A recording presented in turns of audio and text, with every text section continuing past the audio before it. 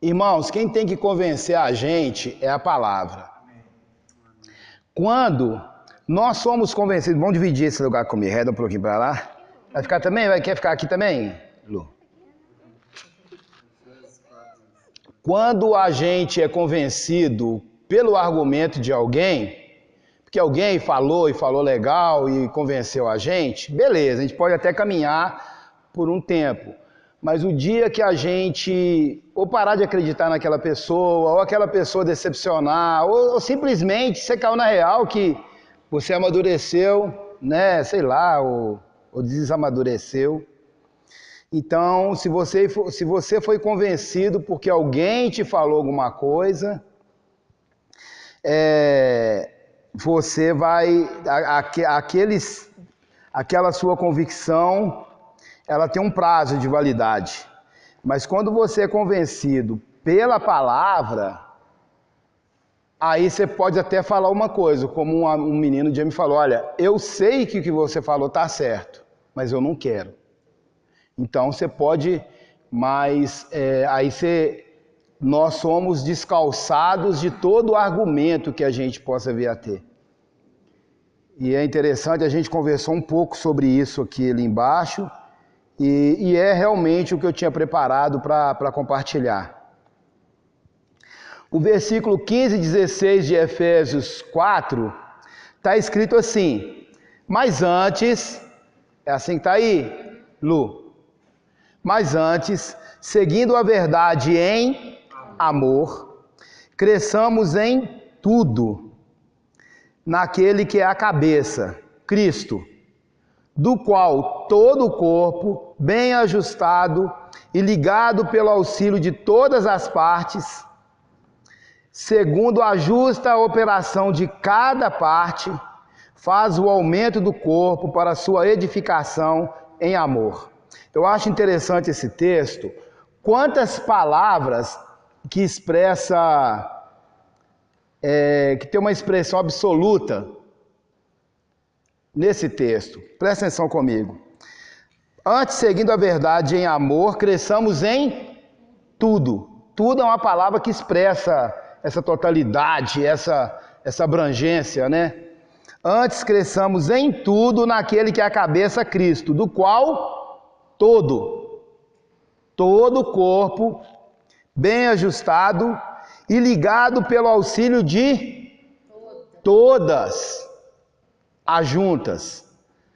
Presta atenção nessa palavra juntas aí. E ligado pelo auxílio de todas as juntas, segundo a justa operação de cada parte. Faz o aumento do corpo para a sua edificação em amor. Esse versículo está vislumbrando a edificação do corpo em amor. Mas para que o corpo seja edificado, precisa ter uma justa operação de cada parte. E precisa ter o auxílio de toda a junta. Né? O que no corpo é uma junta? A Bíblia fala que precisa haver o auxílio de toda junta. O que é uma junta no corpo? A junta é aquilo que liga uma parte do corpo à outra, né? Não é, Luísa? Tá aqui, ó. A minha mão, ela tá ligada aqui no meu braço, né? Então, o que a junta faz? Ela liga. Mas além de ligar, ela dá uma outra coisa pro corpo. Ela dá mobilidade. Não adianta a pessoa, se meu corpo tivesse tudo, tá unido aqui, ó. Mas se eu não tivesse esses movimentos, até para colocar comida na minha boca seria impossível. O versículo 19 do capítulo 2 de Colossenses. Trata-se de alguém, não está unido à cabeça, a partir da qual, de novo, todo o corpo, sustentado e unido por seus ligamentos e juntas, efetua o crescimento dado por Deus. a Bíblia fala que quando, pegando aí esses dois versículos, entendendo esses dois versículos, a gente vai perceber que quando há uma boa conexão dessas juntas, o corpo vai experimentar um crescimento, como diz o versículo 19, um crescimento dado por Deus.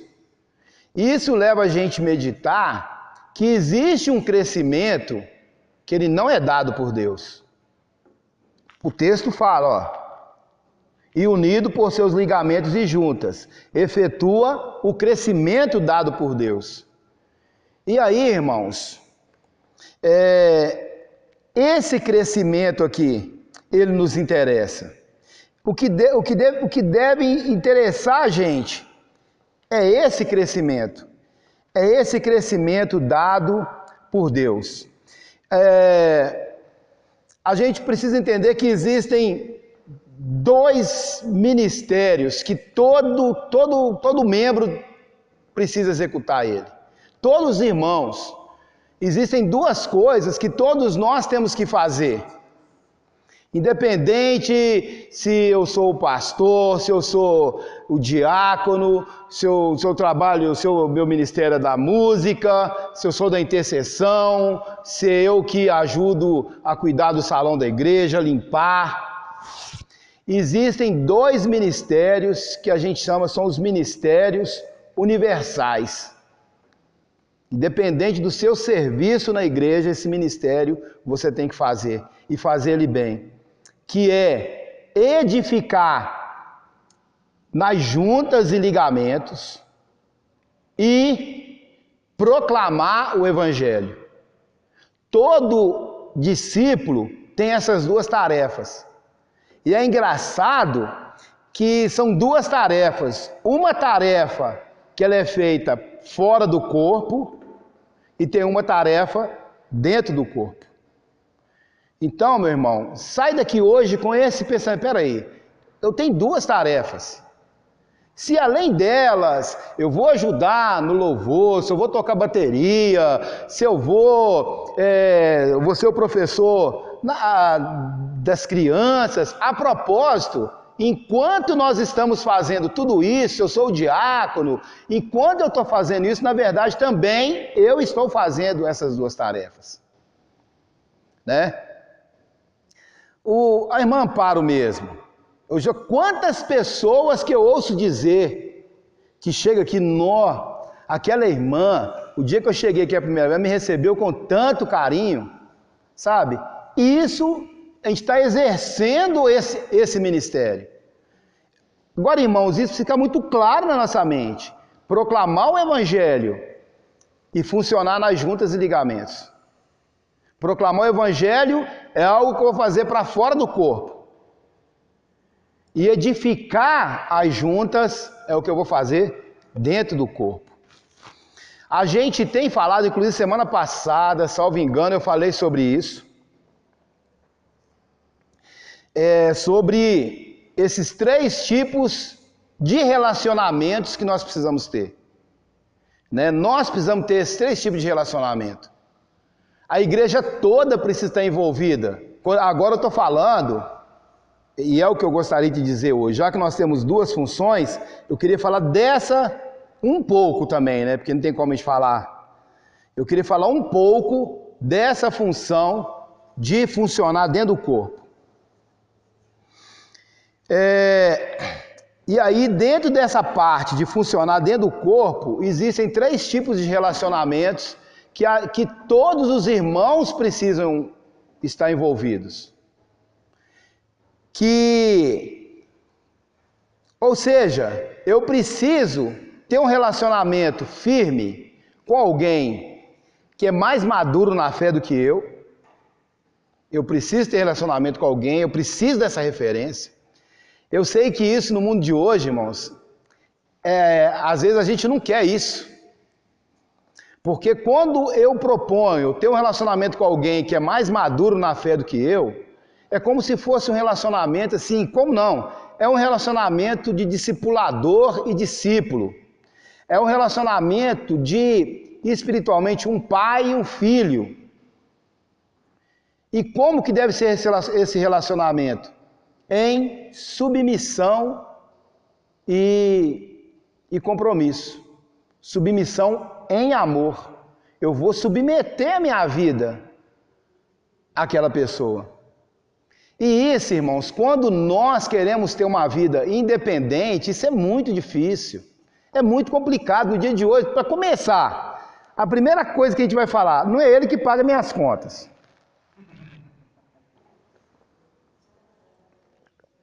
Como que eu vou submeter minha vida, né?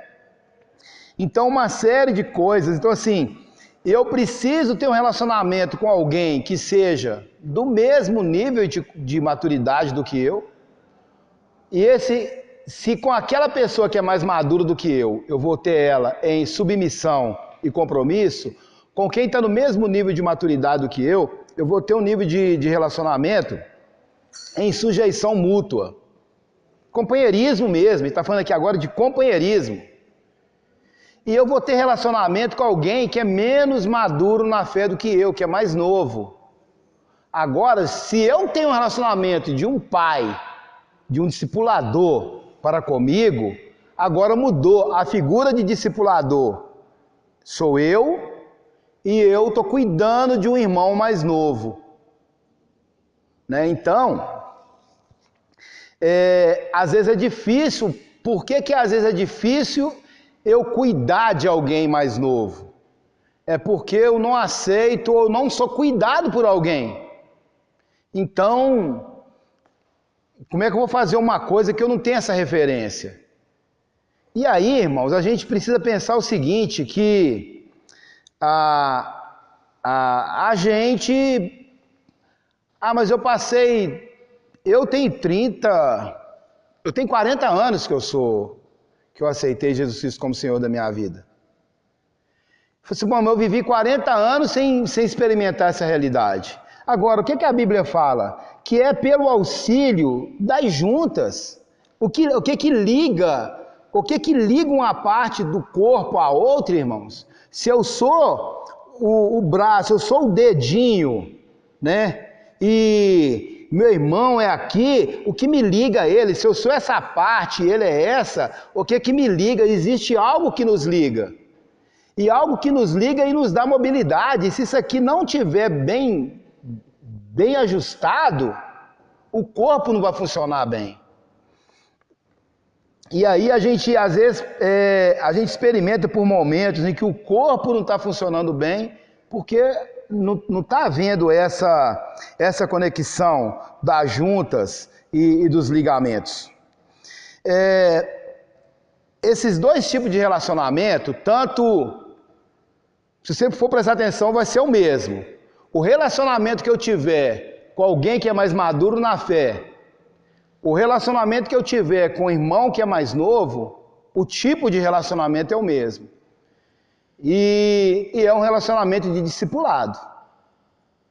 Esse é um relacionamento, a gente chamaria aqui de uma junta, já que a própria palavra está chamando isso de junta e de ligamento, é uma junta de discipulado. É onde um irmão mais maduro na fé está ajudando um irmão mais novo na fé. E quando a gente vai olhar isso aqui na Bíblia, irmãos, a Bíblia está recheada de versículos, de ensinamentos que nos leva a pensar sobre isso. E quando eu estou relacionando com alguém que está no mesmo nível de maturidade do que eu, a gente chamaria isso de uma junta de companheirismo. Então existe uma junta de discipulado, onde o irmão mais maduro na fé, ele relaciona com o irmão menos maduro na fé, mais novo. Existe uma junta de companheirismo, onde não exatamente um seja mais maduro na fé do que o outro. E a gente precisa entender que a igreja, ela precisa... Ninguém pode caminhar sozinho. Às vezes eu imagino assim, peraí, eu não preciso disso. Mas às vezes nós precisamos pensar, porque talvez eu preciso e não estou consciente que eu preciso disso. Agora, às vezes a gente esquece que muitos irmãos Muitas pessoas chegam aqui no ambiente da igreja, às vezes até entrega a vida para o Senhor, mas por falta de um direcionamento nessas questões, por falta de alguém falar assim, eu vou cuidar dele. E aí a gente fica assim, todo mundo cuida de todo mundo, aquela pessoa entra, sai e a gente não percebe que ela saiu. Porque, querido, o dia que nós, parece que é uma utopia. Utopia é uma coisa que é um sonho, assim, uma coisa que só cabe no sonho. Não tem jeito de colocar em prática. Porque eu não preciso ser, no ambiente da igreja, eu não preciso ter uma amizade sadia com todo mundo. Vamos dizer, se aqui tivesse 100 pessoas, eu não preciso ser íntimo das outras 99 e conhecer o nome, o que a pessoa gosta, de todo mundo. Mas de uma ou duas, algumas pessoas ali, eu preciso ser próximo. E muitas vezes nós estamos achando que isso vai acontecer automaticamente. Ou melhor, isso acontece automaticamente. Às vezes, a gente chega, você conversa com alguém, nossa, que legal, você gosta, você faz isso, e você interage, já troca telefone, encontra, conversa, e realmente acontece automaticamente. Mas isso é raro acontecer automaticamente.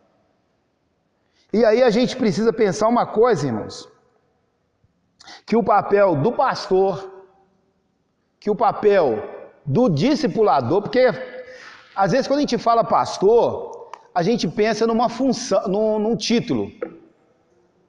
Você fala pastor, né? Por que às vezes eu falo para as pessoas me chamarem de Éder e não pastor? Porque quando eu vejo, todo lugar que eu vou, na rua eu passo, pessoal, ô pastor, me dá a impressão, porque eu não sou pastor deles, né? Então assim, isso está muito associado com o título pastor. Agora, a função pastor, essa é a função do pastor. Se na sua mente você acha que a função do pastor é sair pregando, também. Se você acha que a função do pastor as pessoas vêm sair visitando nos hospitais todo mundo, não, também é a função do pastor. É do pastor também. Porque essa, irmãos, é a função de todos nós. E como o pastor também, ele é uma ovelha, ele é um discípulo também, então é a função dele também.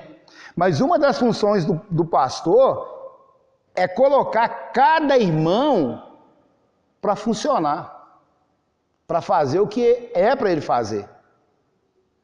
E às vezes a gente espera que é ele que vai estar fazendo as coisas. E aí acaba que duas coisas clássicas acontecem. O pastor não faz o que é para ele fazer e a igreja não faz o que é para ela fazer. A igreja não faz o que é para ela fazer porque o que é para ela fazer ela acha que é o pastor que tem que fazer. E o pastor não faz o que é para ele fazer porque ele acha que ele tem que sair fazendo tudo no lugar de todos. E não é esse. Se a gente pegar a Bíblia, e aí eu vou encerrar lendo esse texto, de Efésios 4, 11. Acho que ele está aqui também. Quando a gente abre a Bíblia em Efésios 4, 11, a gente vai ver qual que é a função do pastor. Quem foi que quem concedeu para a igreja esses 5 dons ministeriais? Quem foi que concedeu para a igreja apóstolos, profetas, evangelistas, pastores e mestres ou doutores. Quem foi? Ele mesmo? Quem que é ele mesmo? Leu 10.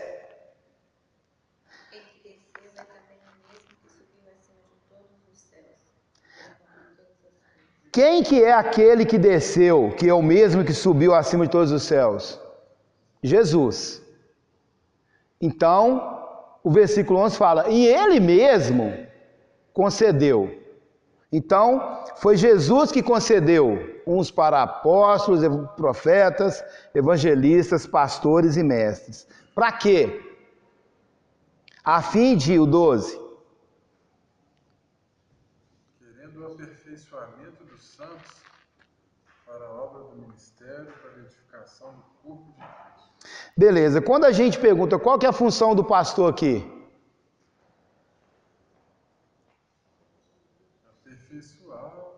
Aperfeiçoar os santos. Muita gente fala assim, não, a função do pastor aqui é edificar a igreja. Não é.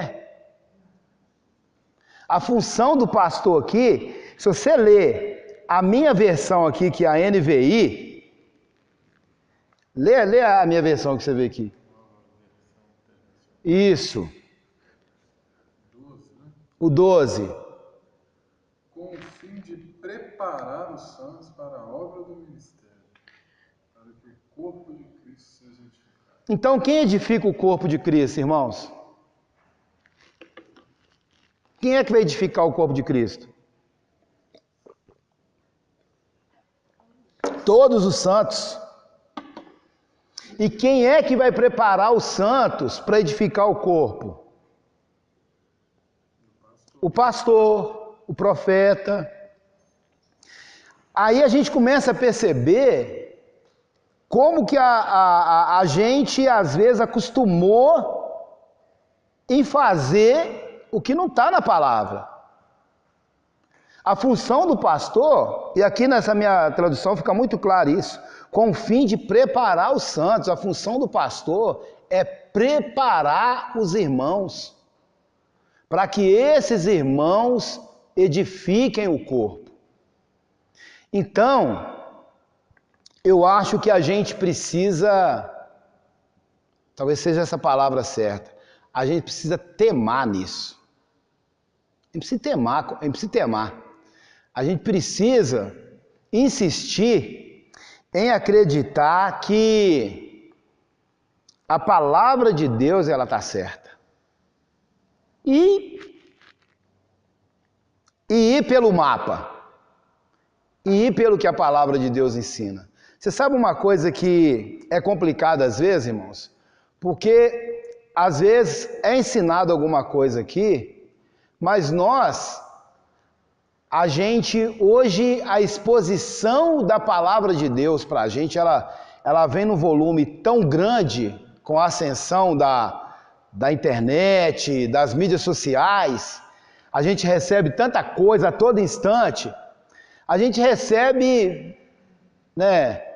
Hoje mesmo o irmão postou um pastor lá e falando N coisas, né?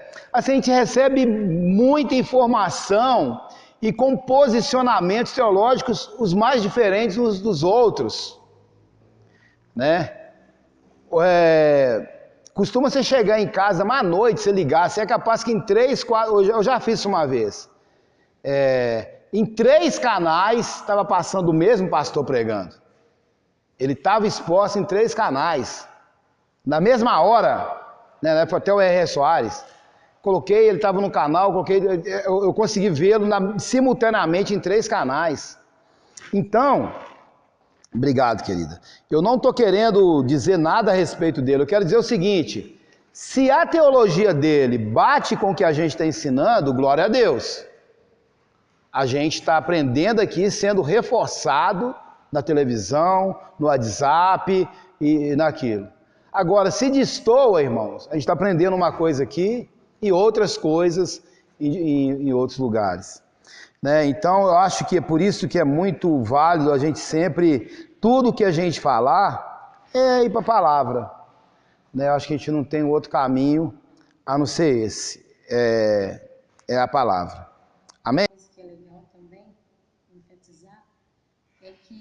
falando dessa posição que a gente tem de pastores e as pessoas que fazem as coisas na igreja.